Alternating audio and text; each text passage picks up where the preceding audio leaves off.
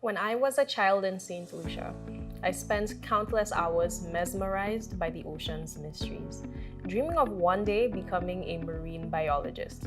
My college years were dedicated to studying environmental sciences, a path I thought would lead me to directly protect our marine ecosystems. But life, as it often does, had other plans, and I discovered a new passion: the power of storytelling in journalism. 5 years ago, I made a shift.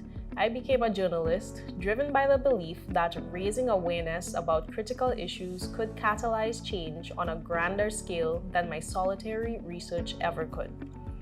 One of the most impactful people I've met in that time is Alton Booty from Beyond the Reef in the British Virgin Islands. Alton and his colleagues are ocean conservationists with a mission that goes beyond the ordinary. They create artificial reefs, conduct shark research and whale research, and lead extensive cleanups of both beaches and underwater environments. Their work is crucial, particularly their battle against stony coral tissue loss disease, a deadly outbreak that has ravaged coral reefs across the Caribbean. I've seen firsthand the dedication and meticulous effort required to treat these diseased corals. Beyond the Reef uses a specially bioengineered paste to combat the disease, a process that's as painstaking as it is vital. Watching them work, I was struck by their unwavering commitment to protecting these underwater landscapes, knowing that each treated coral could mean the survival of an entire reef system. The role of journalists in the climate justice space, I've come to realize, is not just to report on these efforts, but to illuminate them, to bring light to the stories of those who toil day in and day out against the tides of environmental degradation. It's about highlighting the existing efforts and emphasizing the urgent need for climate justice. Through storytelling, we connect people with often unseen battles being fought in the name of our planet and our collective future. The fight against stony coral tissue loss disease by Alton and his team is a microcosm of the larger struggle against climate change. Their work shows that dedicated individuals can make a significant impact, and it's a story that needed to be told. I aim to amplify these voices, to bring their stories to a wider audience, and to inspire others to join the cause. Through the Caribbean Climate Justice Journalism Fellowship, my goal is to make these issues relatable, to show how they can affect not just the environment, but our everyday lives, whether it's through the devastation left in the wake of a storm or the quiet disappearance of coral reefs. These stories are meant to resonate, to spur action. Our planet is undergoing profound changes, and it's our collective responsibility to respond. I strive to make a difference by shedding light on these critical issues by telling stories that matter. You can read my stories on climatetrackercaribbean.org.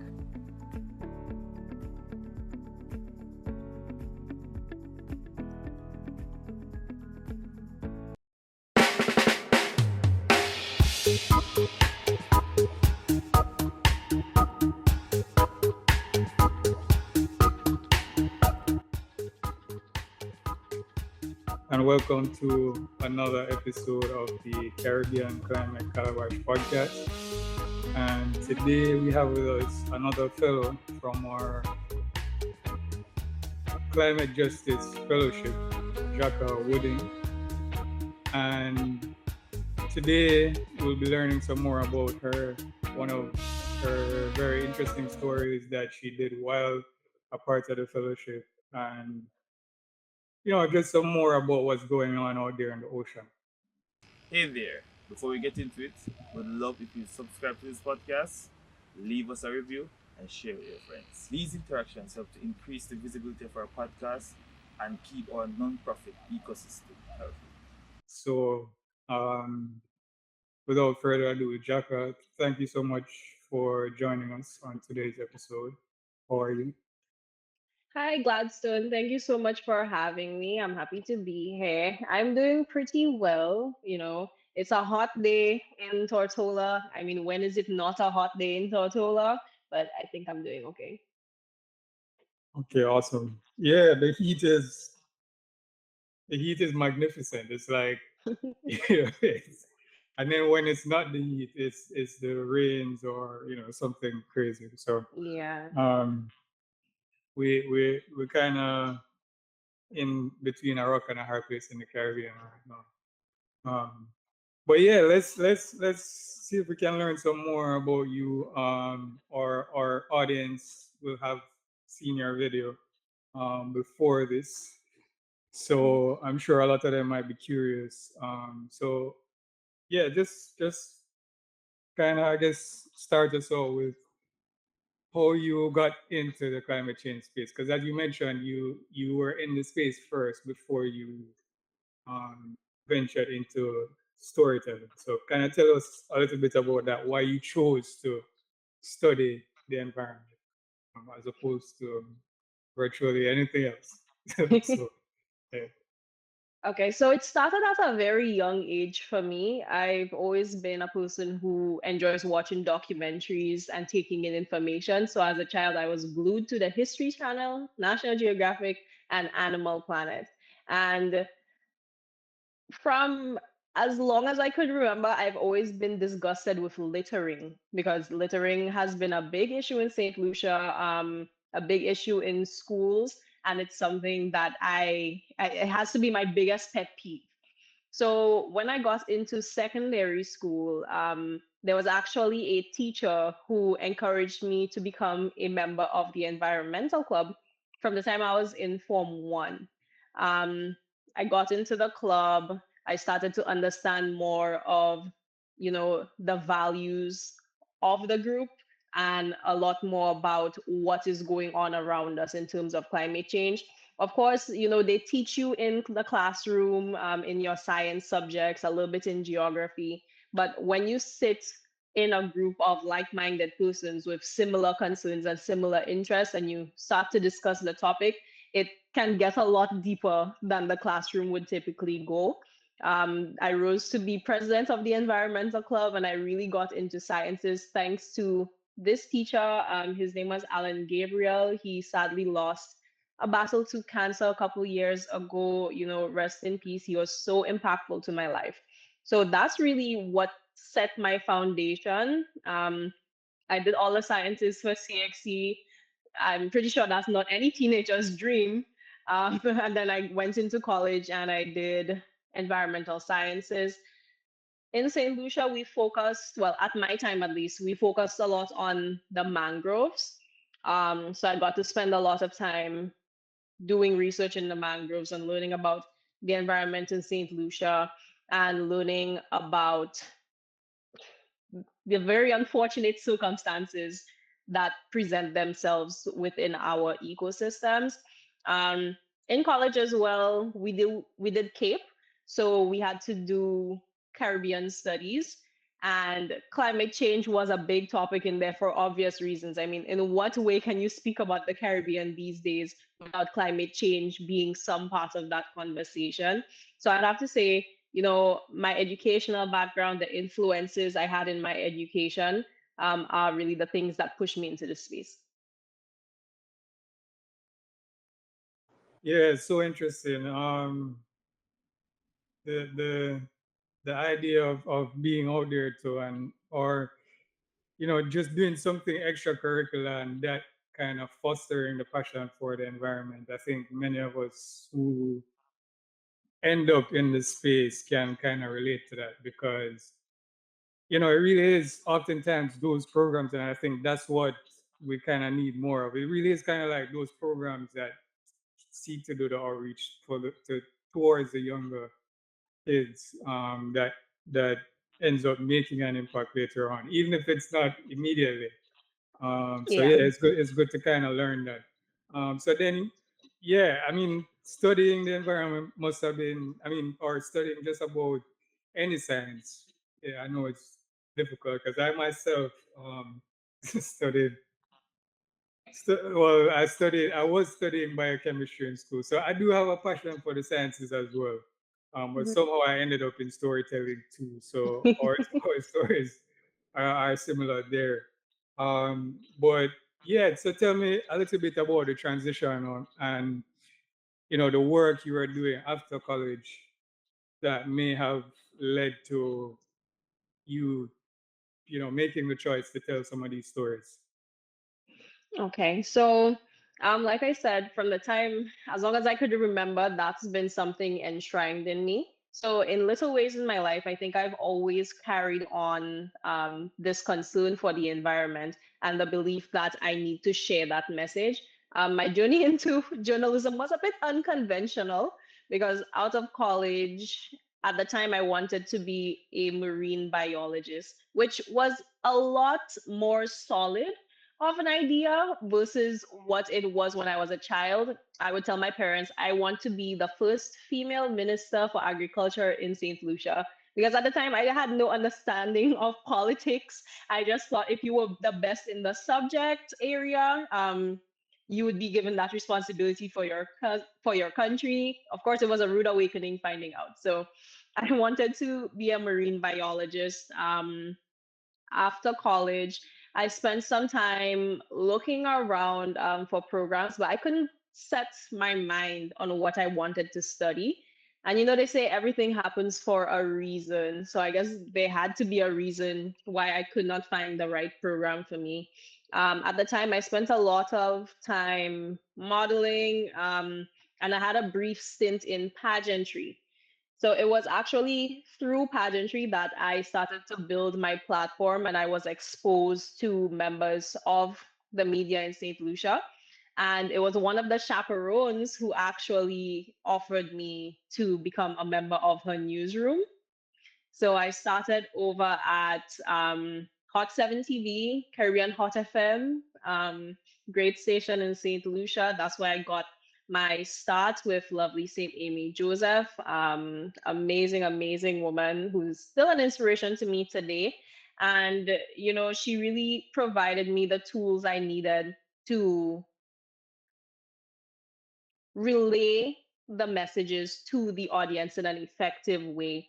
Because, like I said, littering has always been a concern for me because it's something I've seen around me. I can understand the concerns for the ocean, the concerns for plants, the concerns for animals, and the concerns for our own health.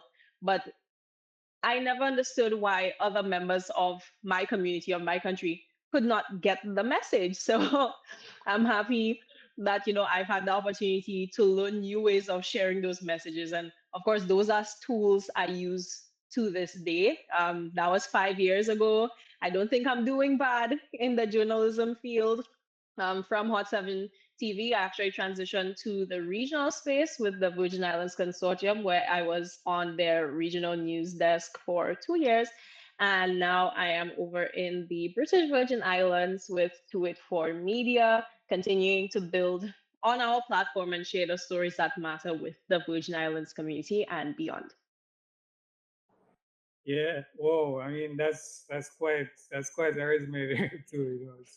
It's really good. And yeah, I think that it's interesting you mentioned that theme of littering. It's like it really is one of those things. I think I'm wondering.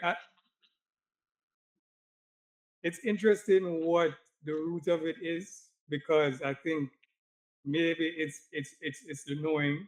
That's what I tell myself. I tell myself that if more people knew, then they wouldn't do it. Yeah. But yeah, I definitely have that visceral feeling as well when I'm out and I see it happening. And so yeah, I mean, I think most of us that are in the space or design would describe us as climate nerds. Um, I think most of us definitely have or struggle with that piece. So that's something that a lot of our listeners will for sure relate to.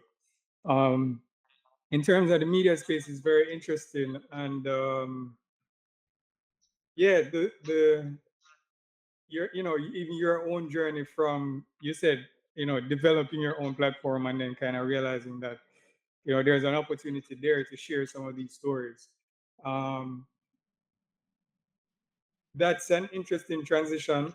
And I think the media itself, our media in the Caribbean, in our region, I think it's in an interesting place. I was having this discussion yesterday with some of the other mentors and staff on Climate Tracker, and just kind of talking about how traditional media news, you have the news space where there's broadcast and whether it's TV or what do you call this now, TV or radio. Radio is still a pretty, Mhm. and those publications or newsrooms kind of having spaces on social media. So you see them on Instagram and Twitter, but places like TikTok, I think, and the podcast space, and perhaps YouTube. You'll see them on YouTube as well. Because Mhm. that's the responsible thing to do anyway. If you're in news and doing media these days. But I think that what we're trying to do here at Climate Tracker by kind of helping journalists, is to kind of give people more guidance, more information, more of a push, and maybe even motivation to get into that space of sharing these stories and doing it from a personal perspective. Because the news would, I guess the news. Let me not say I guess the news for sure has a space, and I think it plays a huge role because it's mass media. Yeah. But I for sure think that um, the we need to be giving people more, in different ways as well. And I think that that's what interests me about your video as well, and that's what we're trying to do this season with this format. Because usually we'll just have the fellows over and we'll just kind of talk and stuff like that. But we kind of want to engage with them about the idea of storytelling in the digital space, Mhm. and how that differs from what's in the papers or what's on the news. Because even the podcast space itself, I'm not sure if you got a chance to check out Eston. Yes, I did. I got a chance to check out S Town. There's a lot of S Town lore. It's like a rabbit hole on Twitter and on Reddit. So, yeah, it was really interesting. I really enjoy what you said about using TikTok as well. Um, I would like to call this a secret, but it's not a secret anymore because I'm saying it. And a lot of people do know during the COVID-19 pandemic, I actually spent some time making news TikToks.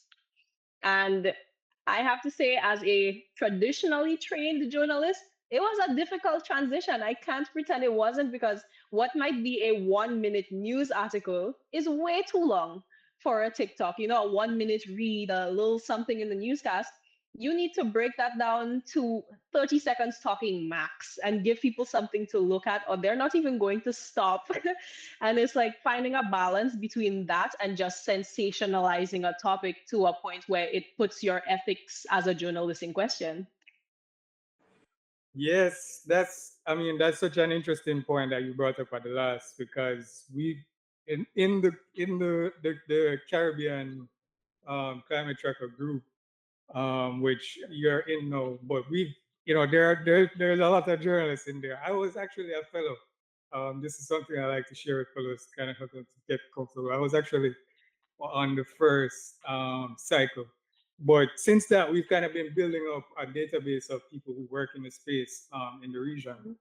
And this is something that some of them mention, but some of them do work in the newsrooms and stuff like that. So, and again, I think it's going to be a combined effort. But some of them have said that the concern really is about those people on social media that profess to be doing news, but they're essentially like I'm twisting up right now, but they're sensationalizing the piece of news that they're reporting, to Mm-hmm. just to get the virality from it. And I think that that's an important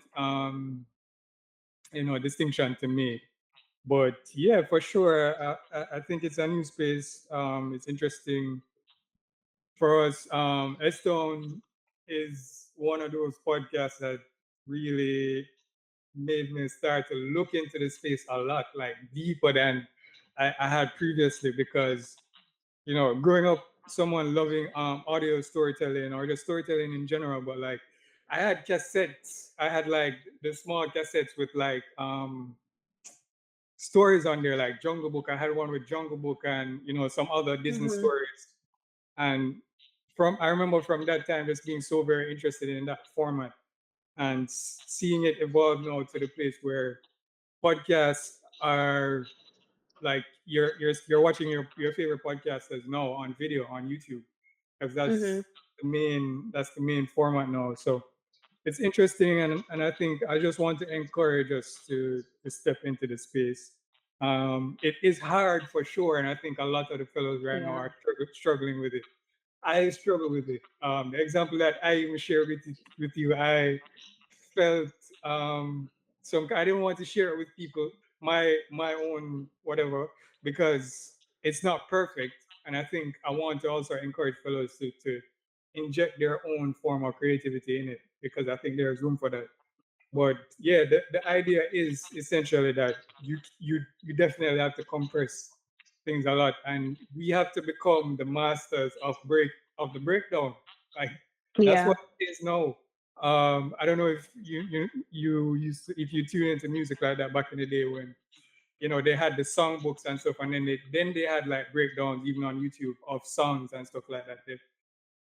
We're gonna have to become the masters of breakdown in the climate change space, because there are a lot of complex Yeah. conversations that stretch back years, because this has been happening for some time, and terms that are like compounded by other terms or terms that you won't understand without context and stuff like that. So I think a large part of our role is like helping to kind of break down what's going on. But yeah, let's get into your story now, the one that you are talking about, which is a big issue for our region, the Stony disease, which a lot of people may not know about.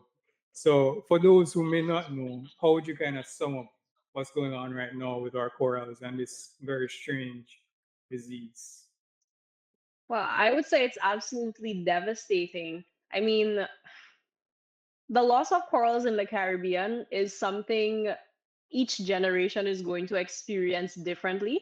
Because for me, I've seen how far the corals have come from when I was a child. I can't imagine how far they've come since my father was a child or since my grandparents were children, you know. For me, it was like, wow, these corals, when I was a child, they were so amazing. But to my dad, they were already too far gone. Stony coral tissue loss disease is very, very unfortunate. There's still a lot of research going on um, regarding its cause, how to remedy the situation. But I always say it's so difficult when we put plants and animals in these types of situations because they can't talk. They can't tell you, I this is gonna sound so strange, but I wonder if the corals are secretly crying out, because they're alive, they're feeling this pain. Um, as humans, we're so, or should I say, we're more able to empathize with each other because we can voice these things to each other, and we have this common human experience that would be, you see someone bleeding, okay, that hurts. Maybe we should get them to a hospital. Someone tells you they broke their leg. You could have never broken a bone ever, but you have that consciousness of that hurts. But we don't have that for plants and animals, across the board. Um, in terms of the spread of stony coral tissue loss disease, now I am no expert. I pride myself as a journalist in providing a platform for the experts. I will go out and ask the questions. And what I've understood so far in my research on the topic is that it has spread significantly across the Caribbean after starting off in Florida. And, while the corals are battling this, warming sea temperatures are not helping in the least. It's like they're battling things on every frontier. We have increasing tourism, well, increasing irresponsible tourism, I should say, where people feel like it's okay to touch the corals. People don't care where they anchor their boats. It's a very unfortunate situation.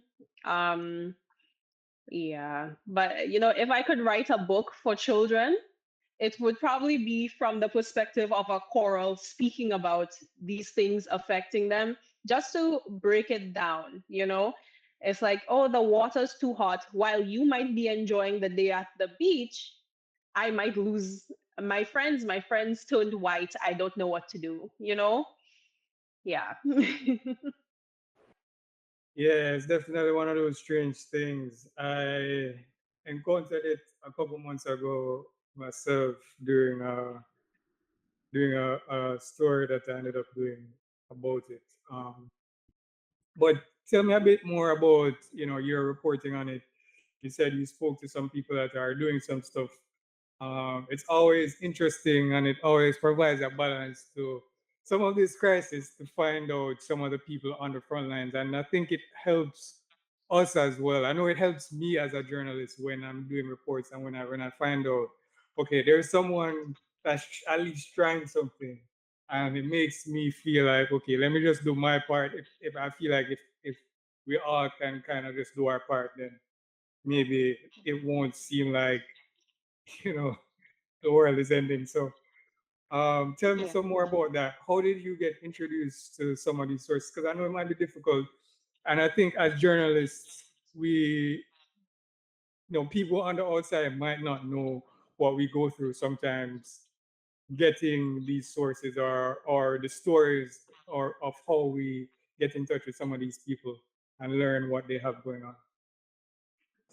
Well, so I would say in this area, I'm very lucky because the company I work for does this thing called Lunch and Learn, where they bring in experts on different topics and different organizations throughout the territory to speak with the staff and inform us of different things going on. This particular session was with Beyond the Reef, and the speaker who stood out the absolute most to me was Alton Booty, because of the simple fact that he learned how to dive. He had to learn how to swim and learn how to dive to treat these corals. I would say Alton is someone who he should have a sports ad at this point. He is absolutely somebody, when you ask him to do something, he might have no idea how to do it, but he will certainly put in the effort to learn how to do it. And that really resonated with me because, I understand how important it is that we take action. So seeing somebody start from scratch and decide, this is something worthwhile doing, and I'm gonna take um, the challenges that come along the way really, really stood out to me. At that point, I hadn't even heard his full story, and I already knew it was one that needed to be told. Him being from the Virgin Islands, of course, he has grown up here and seen the changes that have taken place in the environment even before he started diving, because the clear waters here do provide you with a bit of a view of the underwater space. And you could see the changes without even getting in the water. You notice on more and more beaches, you see the dead corals washing up, lining the shore, and that's something you take note of. So Alton shared his real life experiences, and just about all the footage, every single clip of underwater footage you see in the video article I did with him, he took himself. He's like Aquaman. I saw this video, a turtle was swimming up to him. I was like, is the turtle saying thank you for what you're doing to my environment? um, I I just felt that it was something that needed to be highlighted. And I think for me, the best part is that that's just another day for him. You know, he doesn't think that he's this grand superhero doing this amazing thing. A lot of people doing amazing work in this space don't even think they need to be highlighted. Um, he was talking about coming up with this personalized approach, I would say, to treating the corals because they use a special bioengineered paste to treat the corals that includes antibiotics. So they apply it right between the diseased tissue and the healthy tissue to stop the spread of the stony coral tissue loss disease. Now, I would have mentioned earlier, sometimes irresponsible divers touch the corals, kick the corals. To ensure that he is not contributing to that problem, he applies the medicine upside down. So he floats on top of the coral upside down and spins around like a corkscrew so he's not disturbing anything else in the area. Now, I have never really been a huge superhero fan. I was into the X-Men for a bit, but if there's a Aquaman in the BVI, it has to be Alton Booty. Yo, that's so interesting. I think, yeah, I think, and it really is these stories. It's like it's these stories where, um, and I think just like you said, in that moment where you had that moment where you're like, this is the story. I think that instinct is so important for a journalist tuning into that instinct, and yeah, it really is a lot of people out there doing some amazing stuff and just bringing hope or trying. And I think that stuff is super important. Yeah, I wanted to. Well, I guess my final kind of question was I wanted to ask. Your video is very expertly edited and well done. And Thank you. talk about that, like you learning some of these additional skills that you're using now, and advice that you would give to fellows that might be struggling, like you would struggle, because this is hard. But yeah, just share some. Yeah. So my entry into the video editing space was again unconventional. Um, I saw these cool videos on YouTube. I saw these cool videos on Facebook all the time. This is about what 2015, 2016 time. You know, TikTok wasn't really a thing for us as yet. And I looked at it, I'm like, I could do that with no knowledge of digital editing platforms, with no previous experience, with no one around me with experience for this thing. But I had access to the internet. And I am a tried and true alumni of YouTube University. You could learn just about anything on YouTube. I've learned to crochet, I've learned to sew, just about anything craft wise in my life. And in my editing space, I have learned through YouTube. So many amazing videos on there, so many amazing creators on there, just beaming with information and willing to share what they do. And there's so many different video editing platforms. Currently, I use Premiere Pro. That's a little bit on the pricey side. I'm absolutely privileged to have access to that software and be able to take in the information on how to use it. That's what I would have used to edit the video we're speaking about. But man, I really want to learn how to do really well on CapCut. That's an amazing tool. It's free, available on Android and iOS. I would say start there for anybody who's trying to get into the space. There's others like InShot, I think Cinemaster, but with a K. Amazing, amazing platforms out there and something for everyone. I think somewhere people struggle a lot in terms of making their videos look more professional is using transitions. This is not a PowerPoint video, you know. try out different types of transitions, make things look a little bit more smooth.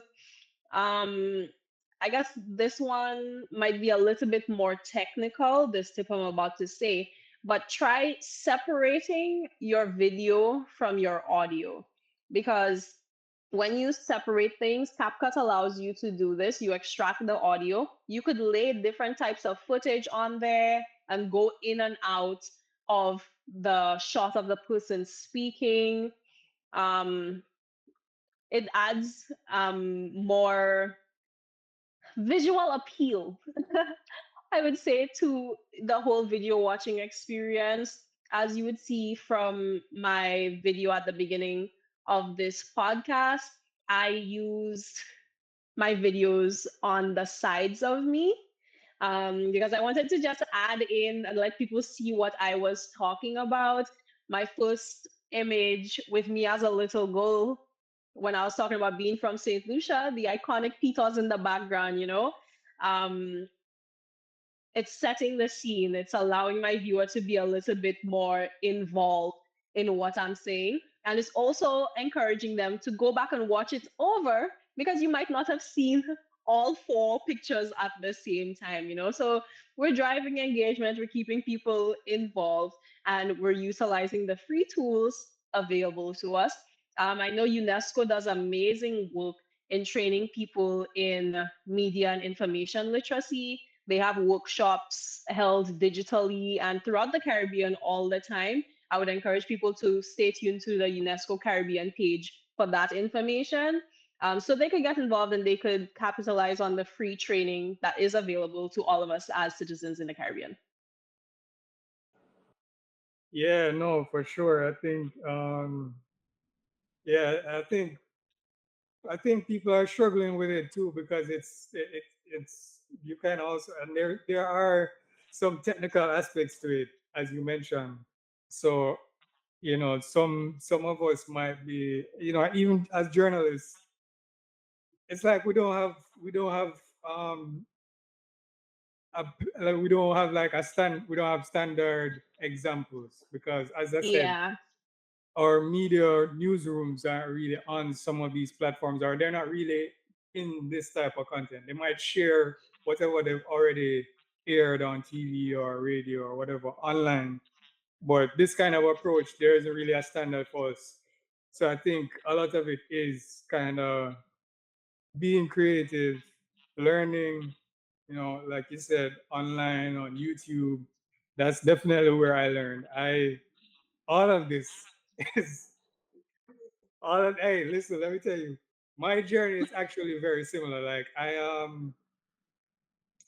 but except I dropped out. I'm a delinquent. I dropped out of biochemistry because I got an opportunity to work with a media company, and it's just some other complicated stuff. I was trying to switch to a media program, and they were telling me that, because of semesterization, I'd have to wait. So I was like, all right, let me go in the field and see what it really is like. And I just didn't come out of the field, and no, here I am. But a lot of the stuff that I do know now is no one taught me, and how I learned it was needing the skill. Like, I need to edit this video to do this, or I need to tell this story in a different way. So I gotta go on YouTube, like you said, and figure out how to work keyframes and all this stuff. So it's challenging, but I think with time and just a little bit of dedication, these are tools that we can master and tools that we need to master. So it's interesting to hear your story, and about what's going on with the story, the stony coral tissue loss disease, uh, and just people trying to do things as well, even in unconventional ways, like your very own Aquaman. And yeah, so thank you so much for your time. Let the people know where they can find, your work. I know you mentioned you are broadcast on mass media, so maybe you can share that as well as your personal platforms. I know our listeners are we're trying to build that audience of people who want more something personal or more something more first person. So, you can share your personal platforms as well. All right, so I work at 284 Media. We are on just about every social media platform. That's something I pride myself on. So you could find us on Facebook, YouTube, Twitter, well, X, Threads, Instagram. Our TikTok is dormant right now, but we're working on coming back in that space. Um, and you could also find us on our website, 284media.com. And we are also, if you're in the BVI on CCT Live, we have our channel 284 Media. And we have a WhatsApp channel as well that you could find the link for on our Facebook page. Now, my full name is Jhaka Wooding, JhakaWooding. And you could find me on Facebook, LinkedIn. My Instagram is AfroChai, AfroChai. Brief explanation on that because people always ask. Afro, my identity as a Black woman and coming into myself and loving my natural hair and loving my natural self. And chai, because an African friend of mine told me it means wow. And that's what I want people to think when they think of me and my work. So it's Afro Chai on Instagram. My TikTok is down at the moment. I'm trying to decide what direction I want to go in with my content. So hopefully I will be back on TikTok soon. Okay, thank you so much. And yeah, you guys can check out her work and follow. Hopefully, you're all following all the fellows as we're sharing their stories because yeah, this is the future of climate news. It's a mix of what we have going on the TV, the newspaper, and the radio, but also what we have going on in places like TikTok with personalities, younger people and sometimes older people in the space. So yeah, thanks again, Jhaka, so much for your time. And thank you, our audience, for tuning in to the Caribbean Climate Calabash podcast. I always almost have to pat myself on the back whenever I do it right, which these days I've become like a master at it, but it's like a tongue twister. So thank you guys so much for tuning in. Yeah, we'll see you in the next episode. Take care. Bye. Oh, you're still here. Don't forget to subscribe to our podcast, leave us a review, and remember, share it with a friend.